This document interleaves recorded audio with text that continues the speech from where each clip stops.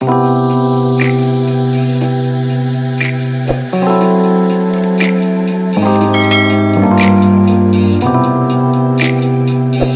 everybody, what's going on? I'm Jamie Dawn, your professional psychic advisor, success coach, and revolutionary astrologer. And I'm bringing you, this will be the last video, I think. We'll see what kind of inspiration I have between now and January 1st. Maybe the last video of the year, 2020. And it happens to be for the last week of the year. And we have a full moon in Cancer. But before I get to that, let's just recap. And I'm a little cautious about going too far into the past or too far into the future, simply because this has been, yes, talked to death, if you will, the year 2020. We know that hindsight is 2020. And last year, a lot of us were saying that, you know, we need to have 2020 vision so that we can see into the future, or we can plan and we can have this great vision. Clearly, that's been a challenge. However, for those of us who are tuning into our intuition, who are using trends and patterns and paying attention to it, not all has been lost in 2020. And while this pandemic was not something that most of us planned for or could have predicted, it did have, we knew that something was coming that would challenge us. And I just want to compliment all of us who are showing our resilience, who are showing our resolve. Yes, we're exhausted, we're frustrated, we are hopefully a little bit wiser and maybe more masterful with what we've had to deal with and with ourselves and how we approach life and this new reality. And that is part of Saturn being in Capricorn as it was. It dipped its toe into Aquarius at March into June, and then now it went back into Capricorn until December 16th, where now it is in Aquarius for the next 2.5 years.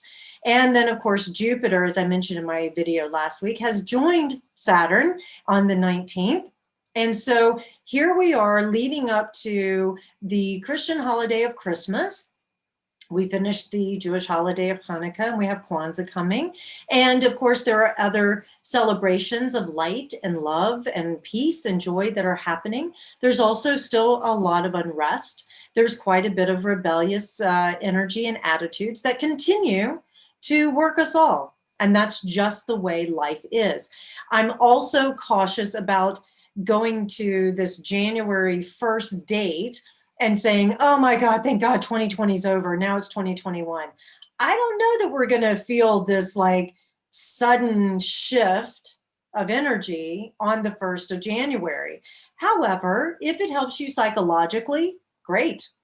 Go for it, celebrate. You know, I definitely think that many of us are going to be using New Year's Eve as an opportunity, not just to reflect, but to maybe emotionally, mentally feel some sense of turning and relief and letting go. And it's really appropriate that we have a full moon in Cancer 2 days before that on the 28th, 29th. So here we are. We'll start with the beginning of the week on Sunday, December 27th. You know, I'm going to share this real quick personal thing. Since I was a young child, I can't remember what age I started doing this, but I'm sure my mom and dad will know, but I've always celebrated my half birthday. And when I went to Bali back in 2013, I heard the Balinese tradition was that when a child is born, they don't place the child's feet on the ground. The child is carried up until 210 days, which is their half birthday. And then there's this big ceremony, and they allow the child to touch the earth with its heel, because that's where they believe that spirit or source has finally fully entered the child, and they're fully human at that point. So I'm going to take this as somehow tapping into a celebratory time for me. And the reason I bring it up is December 27th is my half birthday. So I'm going to be celebrating on Sunday. And somehow in some form that I like to do, which isn't that big of a deal, but there'll be some sort of ritual or ceremony that I offer, which is quite interesting that we have the sun trining Uranus at that time. The sun is in Capricorn. Happy birthday to all the Capricorns. I didn't give Capricorn a lot of attention in my last video, so I apologize for that. You certainly deserve it, because if anybody has been through the ringer, it's Capricorn. And Pluto is still in Capricorn, so it's still transforming and creating all kinds of interesting subterranean things coming to the surface for your wherever Capricorn is in your chart. So Capricorn sun, rising moon are certainly feeling it the most, but it's in the later degrees. So the early degrees of Capricorn should be feeling a lot more relief now. Now, with the sun in Capricorn, we are working on creating opportunities where we can achieve our goals and our future visions and the things that we ultimately are wanting to accomplish as we move forward in the next year. I think it's just appropriate that the turning of the calendar year happens during Capricorn season. And we have Uranus in Taurus, which it will remain for a few more years. And so there's going to be this beautiful harmonious trine that is happening in this earthy energy of Capricorn and Taurus. So some of the things that we may be looking at is breaking out of our routine. So maybe on Sunday, it energizes us to look at how we have been navigating this stay-at-home process, or we've done, like for me, it's get up, go to the gym, come home, do my thing, meet with clients, go back to the gym, come back home, anyways. So there's this routine that has settled in for me that maybe I'll decide to create a new routine. That might be my half birthday thing. But we're going to be breaking away from these routines or these old ways of thinking, because we've been forced to sort of settle into it at the moment. And we may be getting this sudden burst of an idea or energy that inspires us to create change. Just be careful that we're not creating change for the sake of change, because then it can turn into chaos. However, it can activate this particular day and maybe even bleed into Monday and Tuesday, where these creative forces come in to help us ground our ideas or put in some sort of goal setting in a tangible way. So there may be several of us spending time next week, you're putting together a new plan, evaluating where we're at and saying, oh, you know what, I'm going to go a totally different direction. Now, because we are dealing with earth signs, we could have a moment where we are given an opportunity to share resources with somebody. Very appropriate during the holiday season, especially as so many of us are in need. And maybe it's just a kind word, but I would say this is more of a tangible resource. Maybe it's sharing of money. Maybe it's sharing of food. Those, I know we're sort of in this restrictive shutdown time still, but there may be somebody in your pod that you haven't seen in a while that you say, you know what, since you can't go home to your family, maybe you can come here and spend time so that at least you can be around someone. There can also be an announcement or some sort of breakthrough with the vaccine or the virus that's happening. That's also a physical thing. And I would say that most likely, we're going to start seeing some other results from this first round of vaccination that's happened. And so there may be some information. It may not happen on Sunday, but it could be throughout this week where we start to get more data from that. The other thing too, especially that's pointing to this information, is that on Monday, the moon moves into Gemini and it'll be canoodling with this north node in Gemini. And then Venus is in the south node in Sagittarius. So our intuition gets super heightened, but our minds are working a mile a minute. Maybe the need to communicate with people are going to be really a feeling almost like compulsiveness, where we may experience a trigger, an old pattern or old situation from the past shows up, especially if we're dealing with finances or relationships and all these Venusian energy, that it's like, oh my God, I got to talk to somebody about this. I need to make sure that I'm connecting with this. It may be that we are suddenly going, you know what? First round of vaccine is done. I don't care that we're still in restrictive phase. I'm ready to travel. and these short travels that Gemini rules, we may decide that jump in the car and go somewhere local. I would venture to say that there's probably going to be a little bit of rebellion happening around the long distance travel. We could see that some borders around the world start to open. And this could be a perfect setup and time and an example, because we have a full moon tomorrow in Cancer. So there's this letting go or this releasing that happens. And I said tomorrow, meaning the next day, the 29th. So we have a full moon in Cancer on the 29th. Interestingly enough, it's in 8 degrees, just like our last full moon was, and the full moon before that. So I'm finding this quite fascinating that we're working with this number 8. And I've mentioned it in my previous videos that when I've done the new and full moons. And 8, again, is that symbol of power, but it's also the symbol itself, or the glyph, or the way we draw the number 8, has to do with infinity. It also has to do with as above, so below.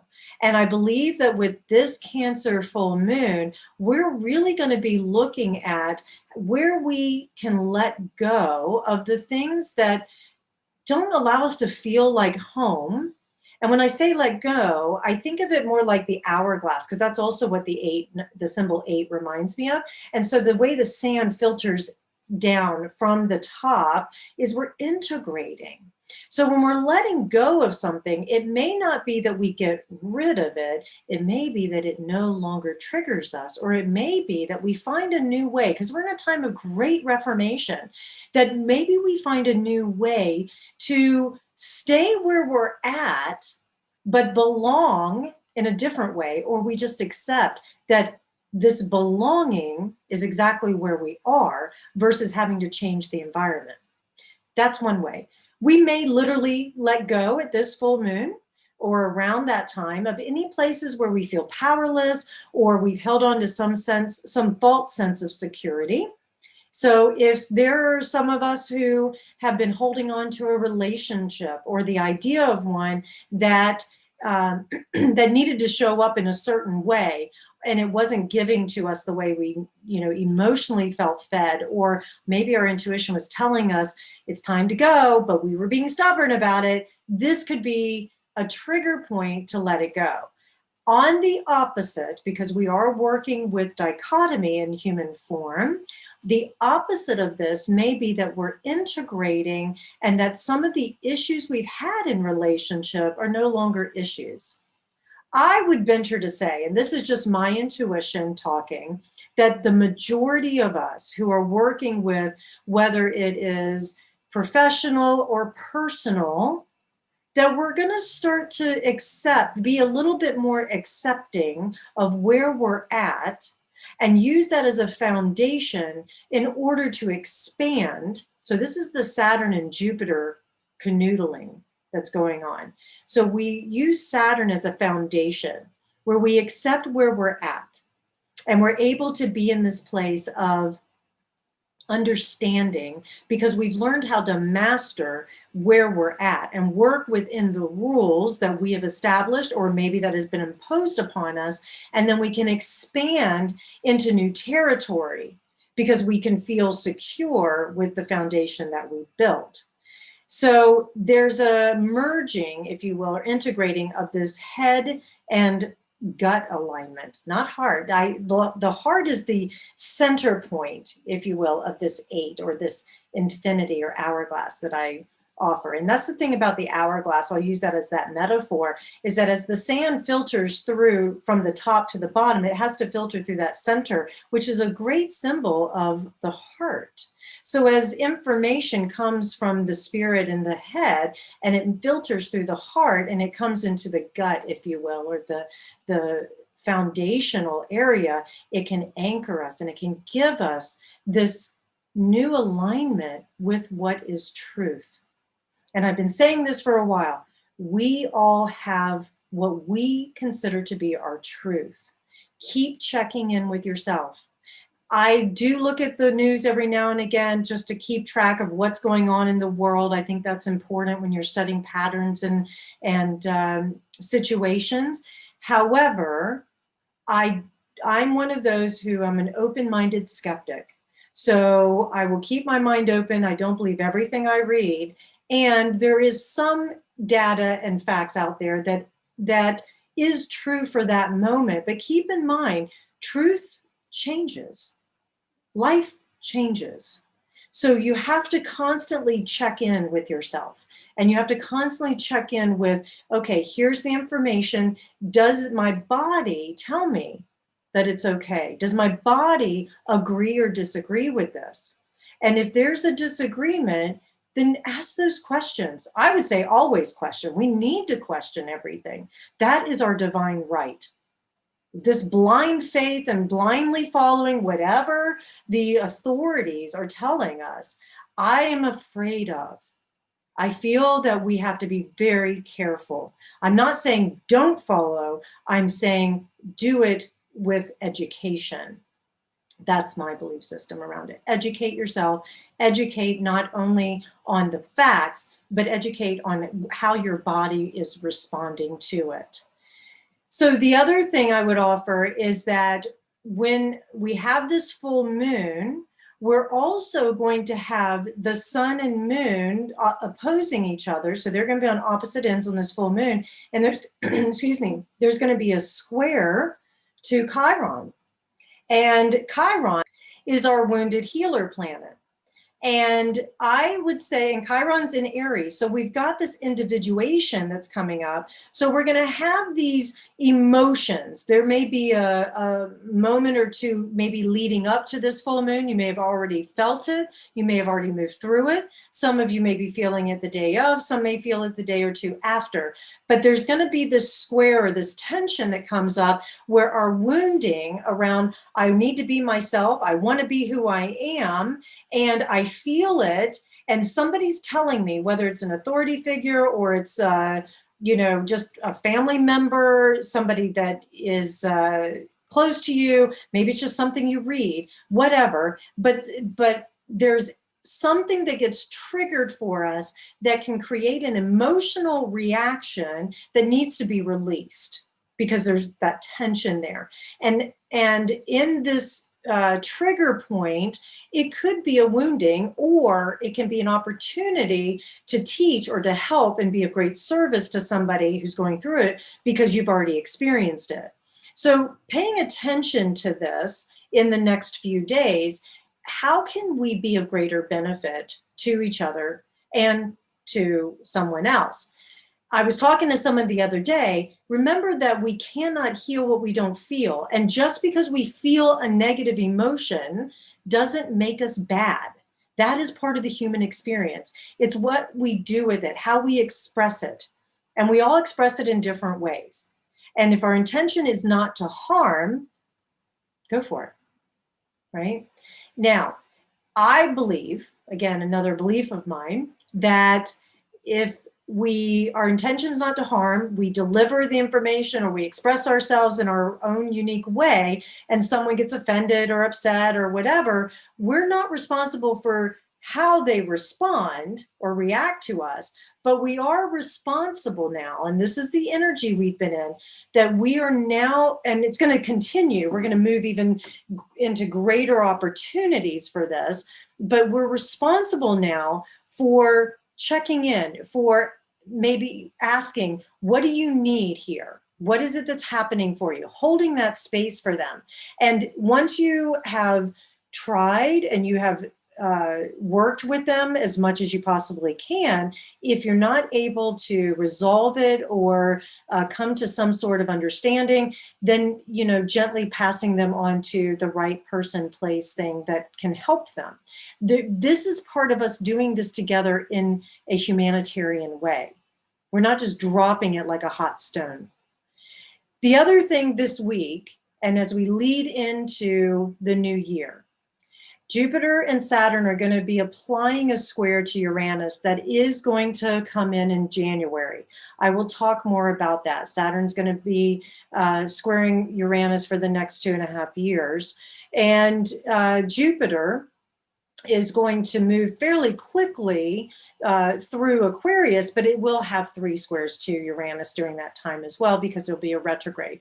We'll talk about that as we get into the year, but we're going to start to feel when planets are applying, when outer planets are applying to other planets, that's where we really can start to feel that pressure, if you will. And so we may have this restlessness inside of us that continues to expand, especially if we get some news around the vaccine and the virus, because, that just seems to be what's up for everybody. But it can also be restlessness around the stimulus package, around our financial world, because Uranus is in Taurus. So there may be a restlessness of, hey, it's time to get things moving forward. I'm tired of being restricted. I'm tired of being away from my friends and family. I'm tired of not being able to go outside without a mask on, whatever it might be. We're ready to get things moving without having to play by rules that we didn't choose. See, rules are fine if we choose them or we make them, but it's not okay if they're imposed upon us, especially if we disagree. And we're wanting this sense of freedom. And so I would imagine that, here comes this new year and we're like, yes, I'm ready to break free from 2020, move into 2021. And yet, freedom requires discipline. It requires rules. We really can't have true freedom without some foundation, some sort of anchoring. Otherwise, there's just complete chaos. Saturn likes to create order from chaos. Uranus can help to create the rules in a new and radical way that is beneficial. And I think that's what this square will be experienced the most in 2021. We're going to have tension. We're going to have tough discussions. We're going to have challenges. 2021 is not going to be challenge-free, but I do believe that what we're going to start experiencing is pushback, is this sense of restlessness and rebellion and a demand to do things differently.